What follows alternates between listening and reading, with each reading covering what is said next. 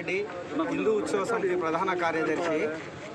ఈరోజు మనం NSP camp గ్రౌండ్లో ఈ యొక్క హిందూ ఉత్సవ సమితి ఆధ్వర్యంలో విజయదశమి కార్యక్రమాన్ని ప్రారంభించుకోవడానికి జెండావిష్కరణ కార్యక్రమంతో మొదలు పెట్టుకుంటాం. ప్రతి సంవత్సరం కూడా ఇది మనకు ఆనవాయితీ.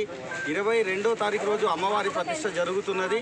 అదే తారీఖు 2వ రోజు విజయదశమితోటి 3వ రోజు నిమజ్జనం ఉంటుంది. కాబట్టి మనము ప్రతి సంవత్సరం కూడా ఒక 15-20 రోజుల ముందు ఈ యొక్క జెండావిష్కరణ కార్యక్రమంతో కార్యకర్తలందరినీ కూడా సంసిద్ధం చేసి ఈ యొక్క యజ్ఞంలో మనం వాళ్ళ పాత్రలను చేయడానికి అందరినీ కూడా జెండా కార్యక్రమాన్ని పెట్టుకుంటాం. దాంట్లో భాగంగా ఈ సంవత్సరం కూడా ఈ యొక్క కార్యక్రమం పెట్టుకోవడం జరిగింది.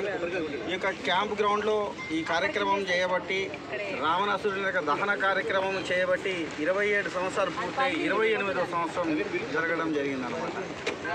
మనం మొదట్లో పెట్టినప్పుడు ఈ యొక్క క్యాంప్ గ్రౌండ్కి ఒక 1000-2000 మంది మాత్రమే ఈ కార్యక్రమం చూడడానికి రావడం జరిగింది.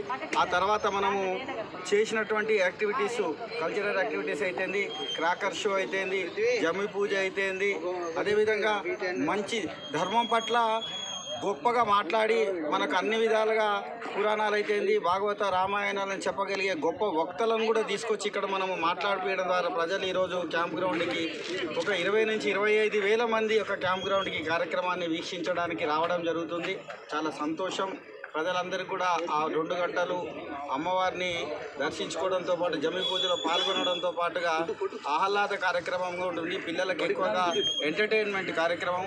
ఈ యొక్క హిందూ యాక్టివిటీస్లో ఈ హిందూ ఉత్సవ సమితిని స్థాపించి ఈరోజు మనం మన పండగను రానున్న తరాలకు కూడా ప్యూర్గా ఏ విధంగా పండగ రోజు అందరము సామూహికంగా పట్టణంలో ఉన్నటువంటి వ్యక్తులందరం ఒకే దగ్గర ఉండి 1 గంట 2 గంటల సేపు మనము చర్చించుకుంటాము. రానున్న రోజుల్లో ప్రజలకు కూడా తెలియాలని చెప్పేసి ఈ యాక్టివిటీని మనం ప్రారంభించడం జరిగింది.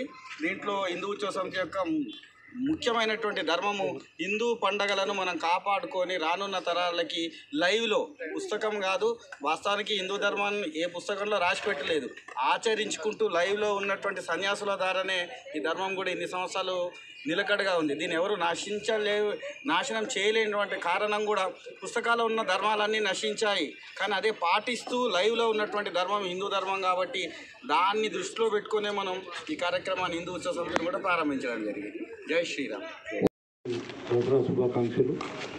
ముఖ్యంగా ఈ కార్యక్రమాన్ని కవరేజ్ కోసం వచ్చిన టీవీ గారికి ధన్యవాదాలు తెలియజేసుకుంటూ, గత 27 సంవత్సరాల క్రితం అంటే మేము దాదాపు అందరం కూడా చిన్న పిల్లలమే.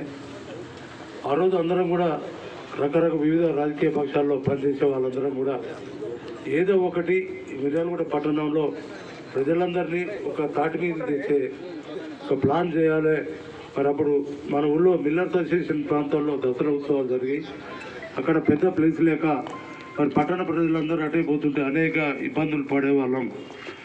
అవన్నీ దృష్టిలో పెట్టుకొని మరి ఢిల్లీలో రామ్లీల మైదానంలో ఏ రకంగా అయితే రావణ వధ కార్యక్రమం జరుగుతుందో అదే రకంగా మిర్యాలగూడ పట్టణంలో మనం దీన్ని ఒక ప్రారంభించుకోవాలని చెప్పి నేను, పురుషోత్తం, డేగవేటి, అప్పుడున్న రవి, కమలాకర్, లక్ష్మారెడ్డి, శ్రీధరు, పోరెడ్డి, శ్యామ్ ఇట్లాంటి వీళ్ళంతా చిన్న పిల్లలైన పెద్ద ఆలోచనతో మరి ఇంకో ముఖ్య విషయం ఏంటంటే ఈ కార్యక్రమానికి మా అందరికీ స్ఫూర్తినిచ్చింది గౌరవ మారుతిరావు గారు.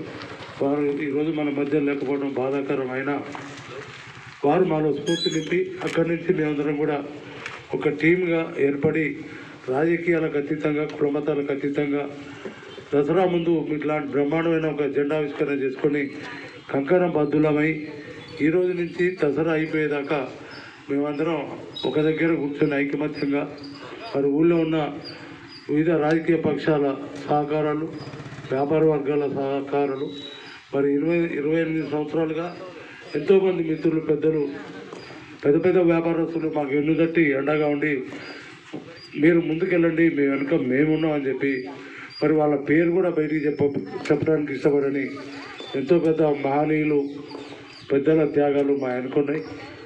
అదేవిధంగా మరి ఎవరు 25 సంవత్సరాల నుంచి ఎవరు శాసనసభ్యులుగా ఉన్నా వాళ్ళ పట్ల గౌరవ భావంతో ఈ కార్యక్రమానికి వాళ్ళని పిలిచి గౌరవించుకునే సాంప్రదాయం, ఆ రకంగా వారు కూడా మాకు మద్దతుగా నిలిచే సాంప్రదాయం మొదటి నుంచి 28 ఏళ్ళ నుంచి ఉంది.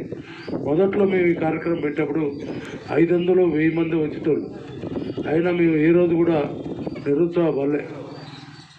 ఉంటే సంవత్సరానికి మేము కష్టపడుకుంటా ఈ పోయిన సంవత్సరం అయితే అసలు ఈ గ్రౌండ్ అనేది సరిపోలేదు.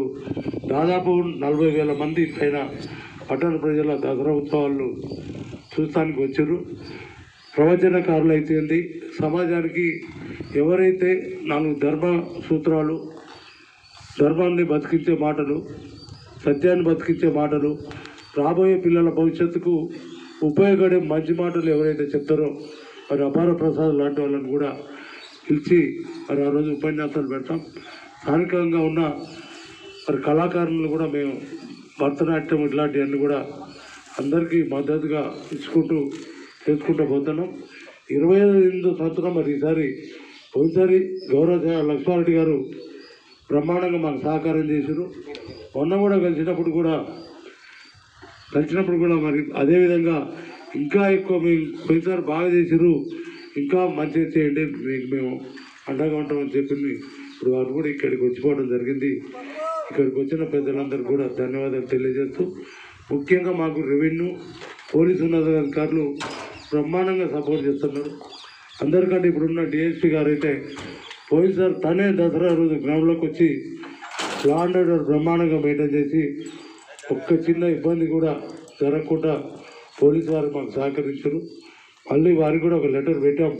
అదేవిధంగా ఈ సంవత్సరం కూడా మరి వాళ్ళ సహకారం ఉంటుందని ఆశిస్తూ, మరి ఇది 28వ సంవత్సరం మాకందరికీ సహకరిస్తున్న పెద్దలు, ప్రజలు, పట్టణ ప్రముఖులందరూ కూడా ధన్యవాదాలు. ముఖ్యంగా మా హిందుత్వ సమితి సభ్యులు తమ్ములందరికీ పేరు పేరున ధన్యవాదాలు.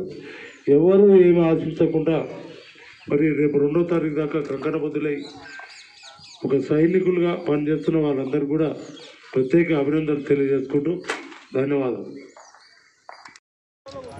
జై శ్రీరామ్. జై శ్రీరామ్. జై శ్రీరామ్. జై శ్రీరామ్. బ్రదర్ అందరూ ఎలాగమంటావు, నువ్వే ముందు ఉంటావు. జై దుర్గా.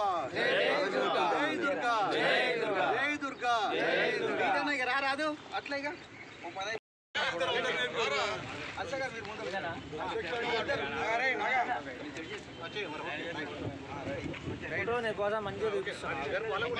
మీరు ఇట్లా సక్కగా రావచ్చు. ఇక మీరు ఎందుకు దూరం గేట్ పోరా రెడీ.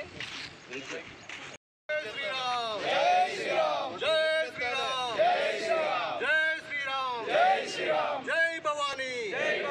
జై భవానీ. జై భవానీ.